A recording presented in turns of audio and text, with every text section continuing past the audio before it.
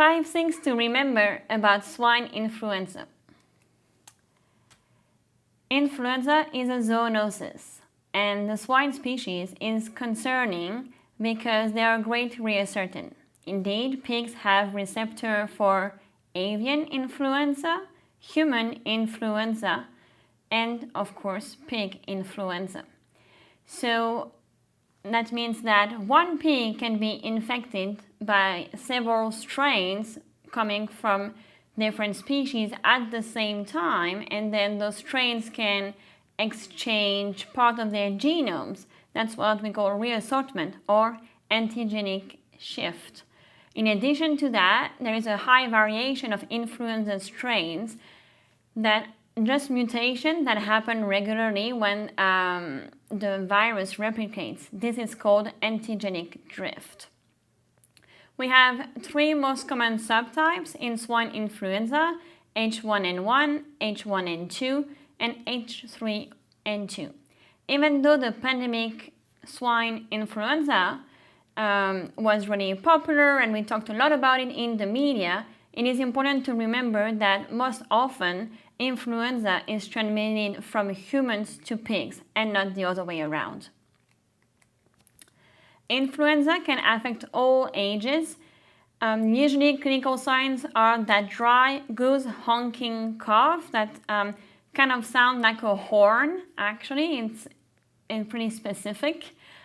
Usually in nursery, but also growing, finishing pigs. It can also affect sows, and we can see reproductive signs like abortion. However, the abortion is not caused by the virus itself, because remember, there is no viremia associated with influenza. The virus stays in the respiratory tract. But the fever associated with the flu actually provokes the abortion. Mortality is pretty low unless the cases are really severe. When you open a pig at necropsy after a case of influenza, what you're going to see that mainly the lungs are affected with a cranioventral consolidation. So those lobes, the cranioventral lobes, are thickened, they're hard, they're red to purple in color. But you can see that if we differentiate it with enzootic pneumonia, we have lesions that propagates further than just those lobes.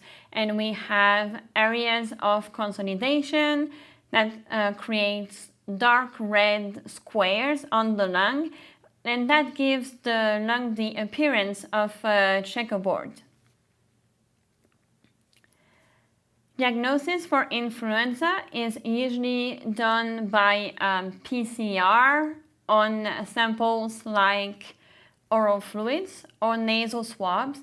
Nasal swab is still the gold standard because we usually have a higher concentration of virus that allows for virus isolation, very useful if we want to do autogenous vaccine.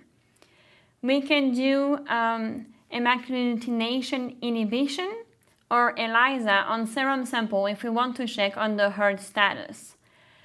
If you have affected pigs, post-mortem, you can sample lung tissue and submit them for PCR testing. That also would be a good way to diagnose influenza.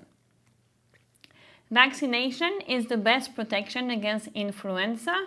We tend to vaccinate the sows to protect the piglets, but in some cases we also vaccinate the growing pigs.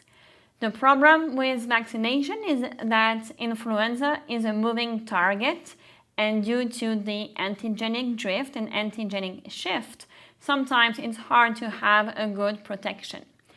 A lot of people prefer autogenous strains to the commercial vaccines, but both tend to have the overall same efficacy. Companies usually tend to ask their employees to get vaccinated against human influenza to try to limit the contamination between humans towards the pigs.